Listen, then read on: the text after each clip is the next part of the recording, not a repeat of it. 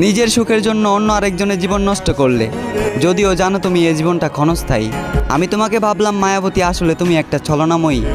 ভালোবাসার সম্পর্কের শত্রু হলো পরিবার, যে পরিবার না মানলে দুইজনে দুই হাত ধরে পালানোর কথা ছিল। আফসোস, এই পরিবারের কাছেই তোমাকে হার মানতে হলো। তবে তুমি পরিবারের জন্য সাধারণ একটা মানুষকে হারাওনি, বরং তুমি এক টুকরো হৃদয়কে হারিয়েছ, যে হৃদয়ে শুধু তোমার নামটাই লেখা ছিল, যার ভালোবাসাটা ছিল তোমার প্রতি সমুদ্রের মতোই বিশাল। আফসোস, এই ভালোবাসাটাকেও তুমি মনে রাখবে না। সময়ের ব্যবধানে এই ভালোবাসাটাকেও তুমি একদিন ভুলে যাবে, সেটা আজ না হয় কাল। তবে তোমাকে শেষবারের মতো অনুরোধ করব, কোনো এক স্টেশনের ভিড়ে 4 রাস্তার মোড়ে অপরিচিত হয়ে শেষবারের মতো দেখা দিও আমায়।